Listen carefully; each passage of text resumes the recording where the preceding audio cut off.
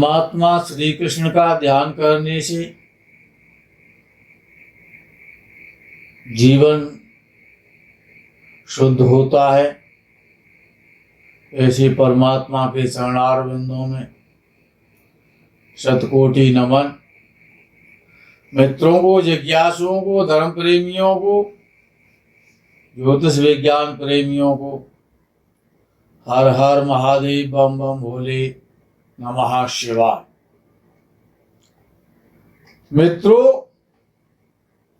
दुनिया में दो ही बड़े दामोदर और दाम। दामोदर बैठे रहें, दाम करे सब काम।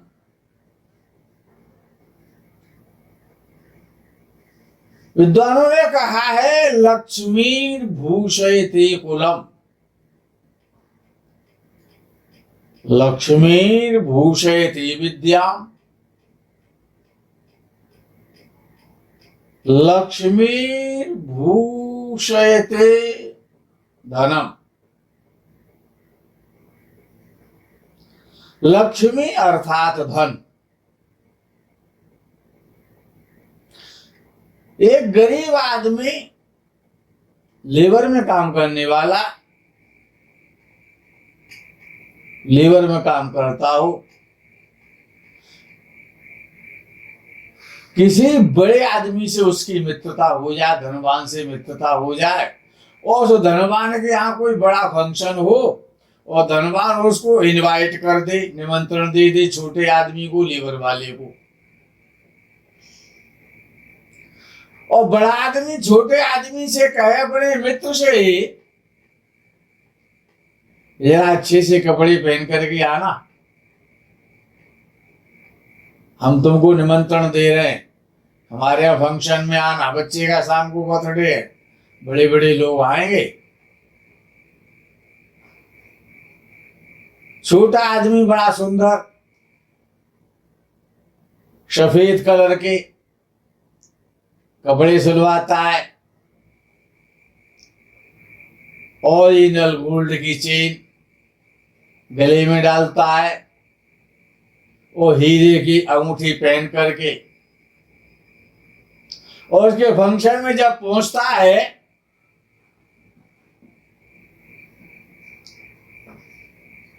तो जो उसका मित्र है वो, और जो मित्रों के जो मित्र हैं, जो भी उसके मिलने वाले हैं, सोचने वाले हैं, जो उसको जानते हैं कि लेबर क्लास का व्यक्ति है, लेबर में काम करता है, तो वो सोचते हैं हो सकता है कि इस बड़े आदमी ने कुछ पैसे दे दिए हों कपड़े सिलाने के लिए, तो अच्छे कपड़े पहन करके, सफेद रंग के कपड़े पहन के आया है, लेकिन उसकी चेन जो गले में पड़ी होती है जंजीर गोल्ड की, उसको कोई भी व्यक्ति और उसका मित्र भी ये नहीं सोचता है कि ये गोल्ड की हो सकती है। वो सोचते हैं जो बिका करते हैं आर्टिफिशियल, जो हीरे की अंगूठी जिसने पहन रखी है लेबर क्लास वाले व्यक्ति ने, वो भी जिरकोन की दिखाई देती है। अरे नकली हीरा हुआ।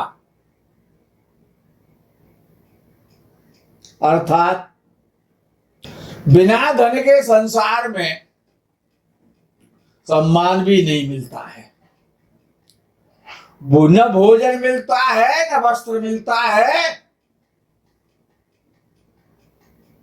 और सम्मान भी नहीं मिलता है।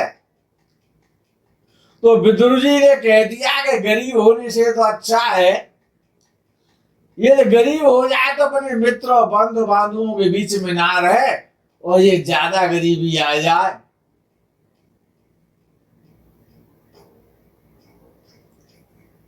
तो सीने से पत्थर बांध के और नदी में कूद दिया।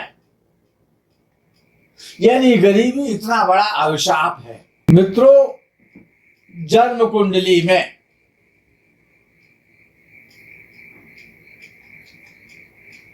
धन का एकादश भाव है और द्वितीय भाव है। ये दो भाव प्रमुख हैं। अच्छा, विषय आता है कि व्यक्ति को धन की प्राप्ति कब होगी। अच्छा, इसका भाग्योदय कब होगा, हर व्यक्ति यही पूछना चाहता है, इसका भाग्योदय कब होगा।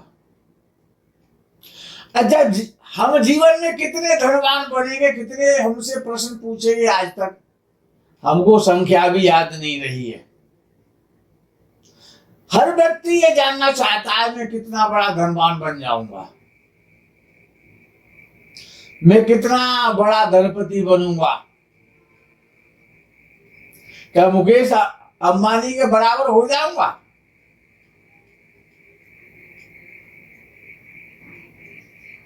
जो बड़े बड़े धनपति हैं उनकी लाइन में आ सकता हूं क्या। अच्छा, करोड़पति में कब बनूंगा। बहुत सारे प्रश्न आते हैं। हमारा भाग्योदय कब होगा, हमें ज्यादा धन की प्राप्ति कब होगी। ज्योतिष शास्त्र में महर्षि पाराशर ने जो सिद्धांत बताए वो बड़ी अकाट्य हैं। पहला सिद्धांत है कि प्रथम भाव का स्वामी लग्न भाव का स्वामी लग्नेश, द्वितीय भाव का स्वामी द्वितीयेश अर्थात धनेश, पंचम भाव का स्वामी पंचमेश, सप्तम भाव का स्वामी सप्तमेश, नवम भाव का स्वामी भाग्येश और दसम भाव का स्वामी दशमेश और एकादश भाव का स्वामी लावेश। ये बली हो, बलवान हो, कुमारावस्था में हो, युवावस्था में हो,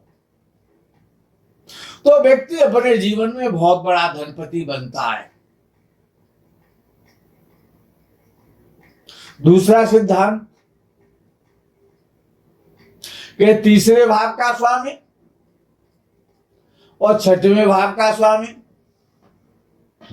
अष्टम भाव का स्वामी और द्वादश भाव का स्वामी,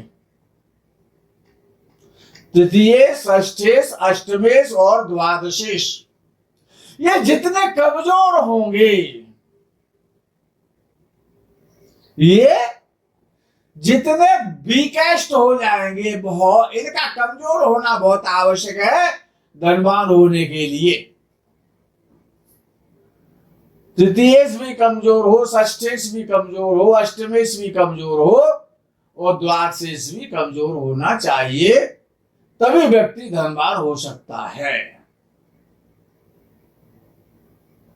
अर्थात लग्नेश धनेश पंचमेश सप्तमेश भाग्येश और दशमेश और लाभेश, इनको बलवान होना चाहिए, स्ट्रॉन्गेस्ट होना चाहिए। और तृतीय षष्ठेश अष्टमेश और द्वादशेश को वीकेस्ट होना चाहिए, कमजोर होना चाहिए, तो व्यक्ति अपने जीवन में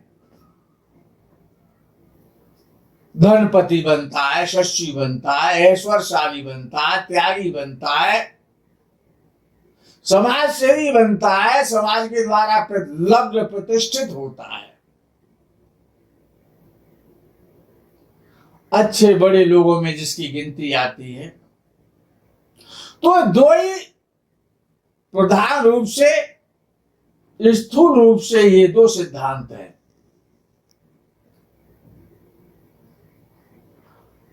अब विषय आता है कि व्यक्ति का भाग्येश तो बहुत बलवान है और महादशा चल रही है चतुर्थेश की या तृतीयेश की चल रही है, वो भी बलवान है, तो उस समय धन नहीं आएगा। धन कब आएगा? अच्छा, मनुष्य को धन की प्राप्ति कब होती है? इसी प्रश्न को पूछ लेते हैं ना आप लोगों से। आप हमसे रोज पूछते हैं, हम आज आपसे पूछ लेते हैं, क्या परेशानी है? हम आपसे जानना चाहते हैं कि व्यक्ति को धन की प्राप्ति कब होती है जीवन में। तो मित्र, बड़ा सीधा सा सिद्धांत है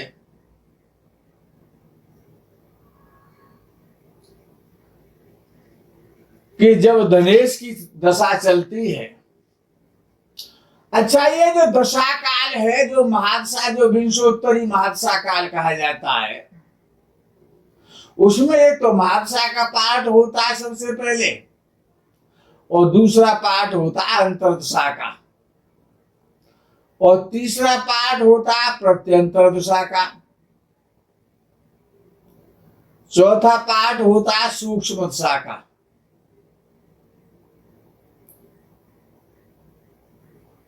आगे का पाठ होता है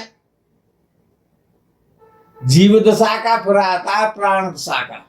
जो प्राण दशा है वो घंटों के प्रकार से अधिक 24 घंटे के अंतराल में अपना फल देती है।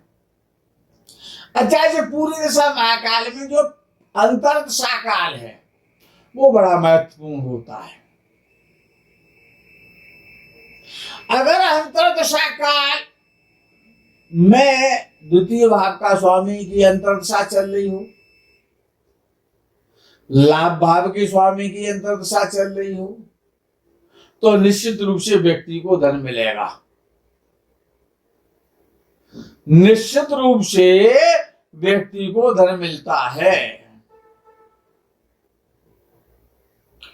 अब एकादश भाव का स्वामी तो लाभ का स्वामी हो गया तो धन देगा।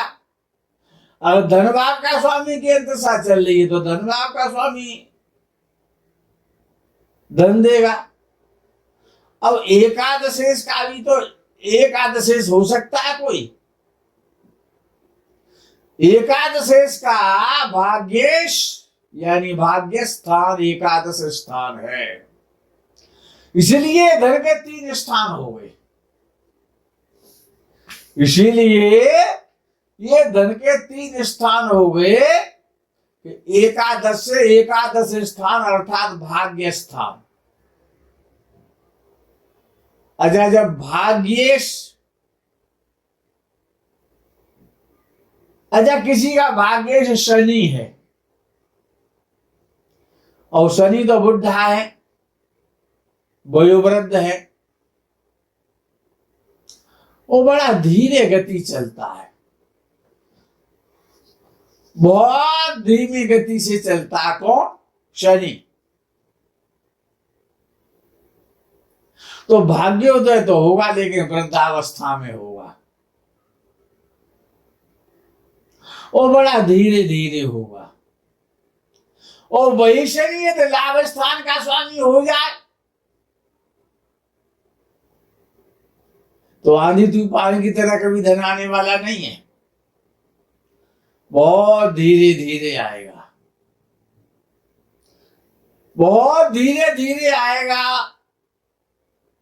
लेकिन आता रहेगा। अच्छा, तूफान होता है और तूफान 15 दिन तो नहीं चल सकता ना। अगर 15 दिन चले गया तो फिर क्या होगा? जनजीवन सब अस्त व्यस्त हो जाएगा, खत्म हो जाएगा। और तो तूफानों के भी बड़े विचित्र नाम रखे जाते हैं। अभी एक ताऊ आया था, ताऊते।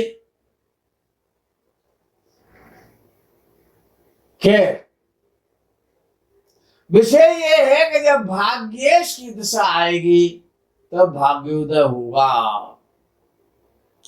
और जब लावेश की दशा आएगी तो लाभ होगा। जब धनेश की दशा आएगी तभी तो आप धनी बनेंगे। अब विषय यहां आ जाता है कि ये जो धन है, अच्छा ये परिश्रम से यदि आता होता तो जितने भी परिश्रम करने वाले जो शारीरिक श्रम करते हैं उनमें से कोई भी गरीब नहीं होता। जैसे भगवान का संबंध आपकी एजुकेशन से नहीं है, आपके दिमाग से नहीं है, आपकी बुद्धि से नहीं है। भगवान का जो संबंध है, आप कितने बड़े विद्वान हैं, इससे भगवान का कोई संबंध नहीं है। आप कितने बड़े गरीब हैं, इसका भी भगवान से कोई संबंध नहीं है।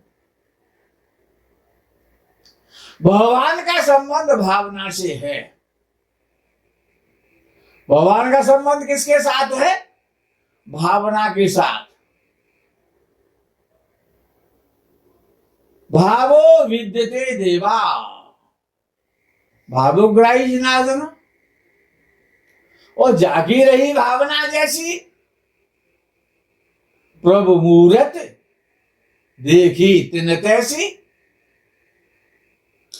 जैसे कि भगवान हृदय के भावों को ही केवल ग्रहण करते हैं। आप कितने ही बड़े विद्वान क्यों ना रहें,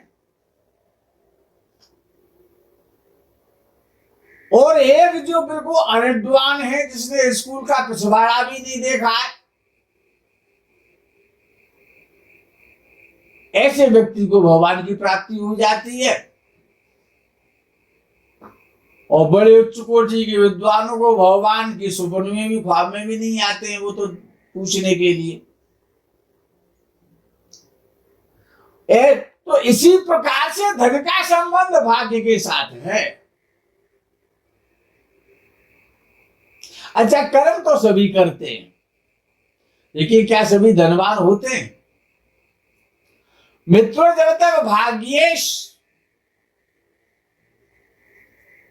कौन होना चाहिए, या तो बुध हो या मंगल हो,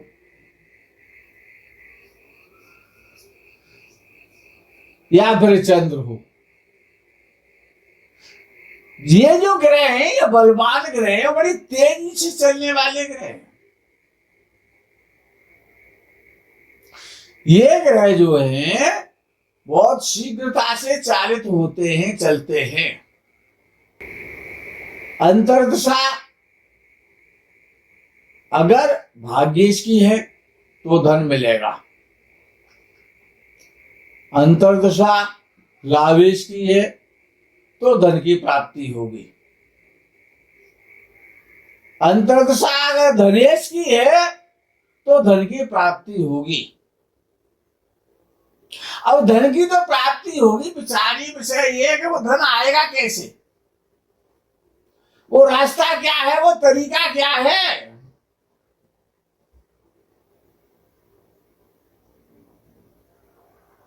कैसे आएगा वो धन, उसका माध्यम क्या होगा? क्या जमीन से निकल आएगा? और जमीन में गड़ा हुआ धन तो भाग्य देता है, होता तो भाग्य में ही है। लेकिन जब भाग्येश की दिशा में जब चतुर्थेश की दिशा आती है, या भाग्येश की दिशा में जब भाग्येश की दिशा अर्थात पंचमेश की दिशा आती है, तो फ्री का धन मिलता है, जुए के द्वारा धन मिलता है, सट्टे के द्वारा मिलता है, और शेयर मार्केट के द्वारा मिलता है, लॉटरी के द्वारा मिलता है। कब? जब लग्नेश की दिशा में भाग्येश की दिशा हो, या भाग्येश की दिशा में पंचमेश की दिशा चल रही हो, तो अचानक धन मिलता है। अब वो मात्रा कितनी होगी, मात्रा कितनी होनी चाहिए, ये पंचमेश पर डिपेंड करेगा। पंचमेश जैसा होगा, पंचमेश की स्थिति क्या है, उसको देखना पड़ेगा। धन तो मिल गया, और शेयर मार्केट से या जुए से या लॉटरी के द्वारा करोड़पति बनने का योग है, या लखपति बनने का योग है, या सब्जी खरीदने लायक पैसे मिलने का योग है, कितने पैसे मिल सकते हैं, तो पंचमेश बताएगा कि वो फ्री में आपको कितने पैसे दिलवाने वाला है। अष्टम भाव भी फ्री का धन दिलवाता है। प्राय मुख्य रूप से प्रॉपर्टी गेन कराता है, प्रॉपर्टी का गेन होता है व्यक्ति को। कभी कभी ऐसा भी देखा जाता है कि सडन गेन हो जाता है, भूमि के माध्यम से धन मिल जाता है। लेकिन ये होता कब है कि उस ग्रह की दशा तो हो। अच्छा, वो उस जो भी ग्रह है, तो पंचमेश का संबंध और अष्टमेश का संबंध फ्री के धन के साथ है, सडन गेन के साथ है। कितना मिलेगा ये पंचमेश अष्टमेश ही बताएगा आपको। अच्छा, नुकसान कितना होगा, कितनी बड़ी हानि होने वाली है, तो द्वादशेश बताएगा ना। द्वादशेश बताएगा कि उसको हानि का घर कहते हैं। लाभ के बाद हानि का जो नंबर आता है, जब एकादश भाव लाभ भाव है तो 12वां भाव हानि का भाव हो गया ना, सीधा सिद्धांत। उसमें क्या है, हानि कितनी बड़ी होने जा रही है, किस चीज की हानि होगी, ये आपका द्वादशेश बताता है। अच्छा, शत्रु तो होगा, लेकिन कितना मजबूत होगा। अच्छा, शत्रु तो सबके होते, किसी का रावण जैसा शत्रु होता है, तो किसी का कंस जैसा शत्रु होता है। शत्रु तो सबके होते। अच्छा, जो जितना बड़ा होता है उतना उसका बड़ा शत्रु होता है। अच्छा, कभी कभी ऐसा भी देखा जाता है कि हाथी का शत्रु चींटी होती है। हाथी का शत्रु चींटी बन जाती है, कभी कभी ऐसा होता है।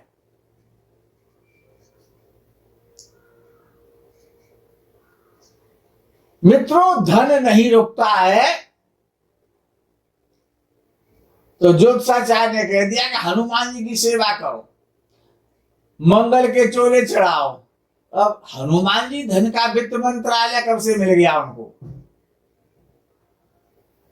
अगर वो तो किसी का हित करते हैं, तो कुछ लोग कहते हैं, विद्वानों ने कहा है, हनुमंत संत हितकारी, सुन लीजो प्रभु अर्ज हमारी। वो तो विनाशकारी शक्तियों का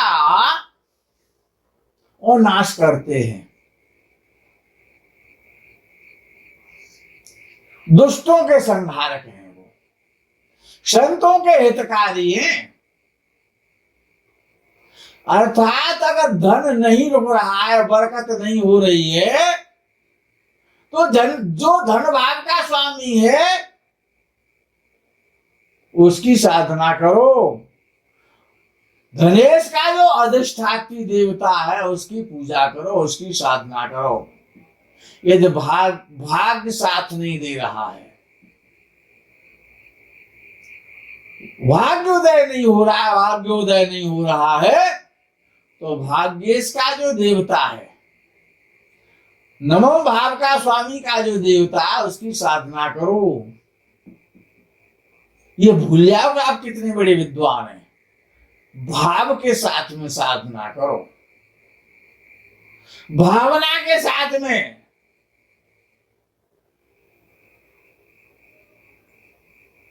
लाभ नहीं हो रहा है, पैसा नहीं आ रहा है, किसकी साधना करनी?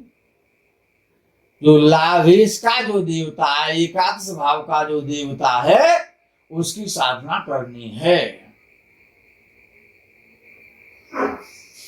मित्रों, साधना का संबंध, धन का संबंध, लक्ष्मी का संबंध,